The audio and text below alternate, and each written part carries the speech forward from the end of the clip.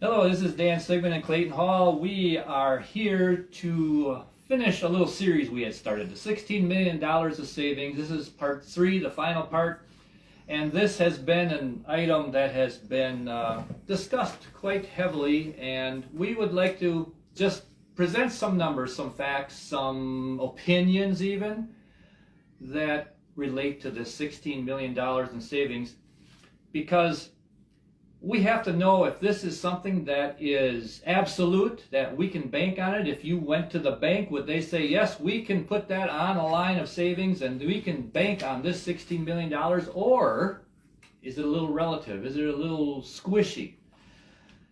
We have found that the numbers are representing the loss of staff.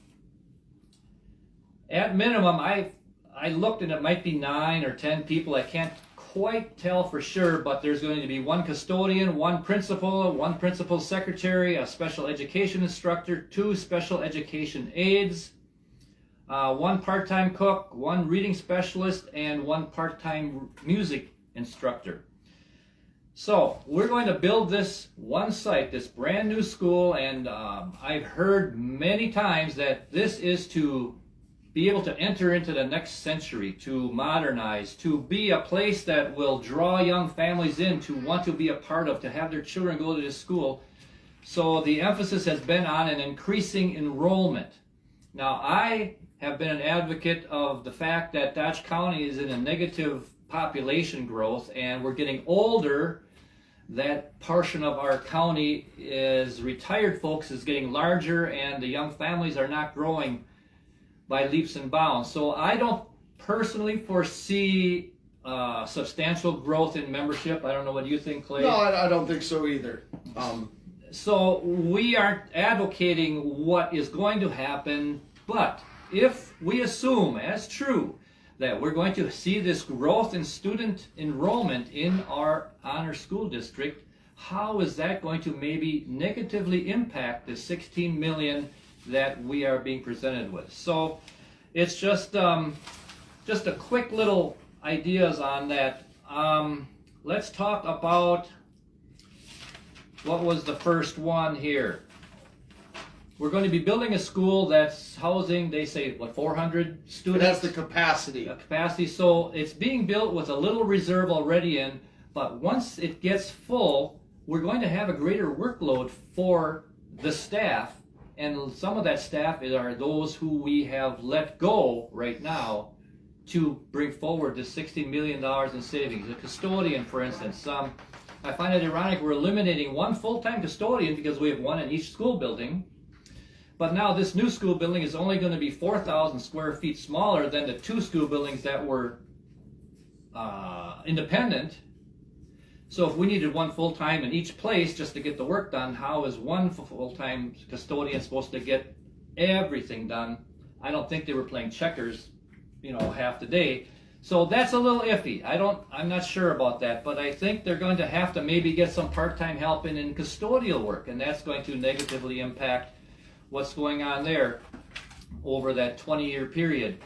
Then we have the principal and secretary. That's a given. If you have 1 building, you don't need that secretary, you don't need that principal. Yep. So that's good. Special education teacher.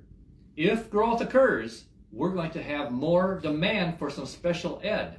Now, is that going to just take the form of more aides? Can 1 special ed teacher still operate and manage? Handle the workload and then assign aides? I believe that's true.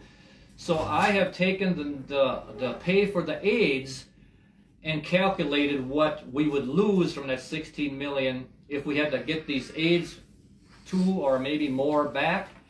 And then we have the cook. There's a part-time cook.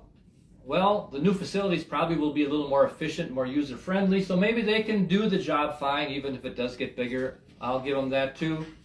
Utilities, that is very uncertain. As far as we don't know what's going to happen down the road with utilities. I mean, we might be all solar and wind, and that might make a difference. Who knows? But utility costs, there could be a savings there too. There probably will be a savings based on energy efficiency and a reduction in square footage. So that one, even you could argue, is a pretty stable cost that was calculated. Right. So as you can see, we are looking at things that look absolute, look very good and solid, and we can be confident with it, but then there's these positions that, you know what? That might not be something we can take to the bank. Take the reading specialist now, for instance, if you have that growth in students from 300 to 400, I'm sure you're going to need some more services from a reading specialist. So we have to then take the savings that we were enjoying there and say, nope, sorry, we're going to have to hire that person back, or maybe that person and some aides too. It is all so relevant. It's just, you don't know for sure. It's nothing that's absolute. So in the end, when all this is figured, we may be losing, if we grow like some people want us to and figure we're going to because of this new building, we might be losing 3 to 4 million of that savings which we were planning on. Nobody can say that it won't happen, but nobody can say it will either. And in my view, we have to always take the road that has the least risk, because this is our future as a district here. And we know that once a district gets in trouble financially, it doesn't turn around overnight, because you just can't bring 100 children into the district to turn things around. So let's enter this a little more wisely. Let's not figure that whole 16 million. I don't believe that. The chances are really strong it will happen, but I don't know, just like anybody else doesn't know. Is there a potential savings? Yes.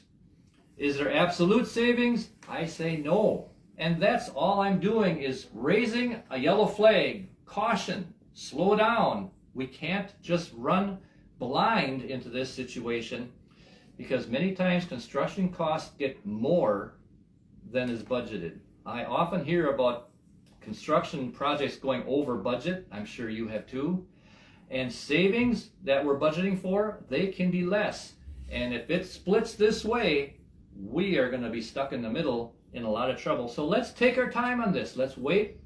Let's look this through a little closer. We have time. There's no emergencies here.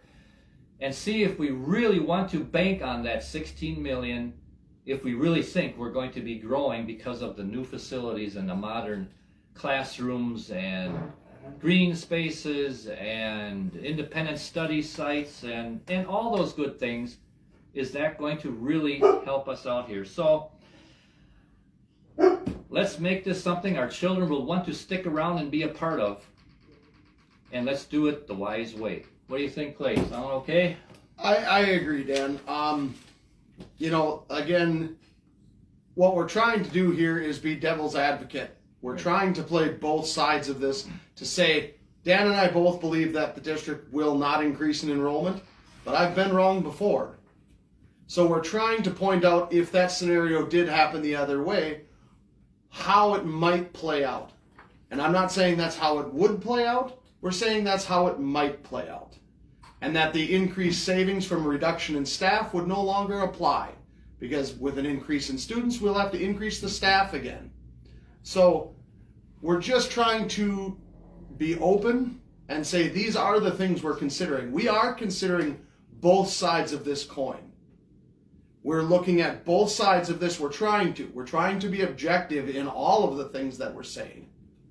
And we're trying to be open and transparent in all of that, in all of this. And some of these points that Dan brought up have been brought to us by the opposition, and they do have merit. And we're willing to admit that. We would just like to be open and transparent and honest in the process here. That's all we're asking. I'd like to see a level of protection built into this for the whole community, which I believe is not there right now. Correct. So, yeah, we welcome your thoughts and your opinions, obviously. So thank you for watching. Have a good day.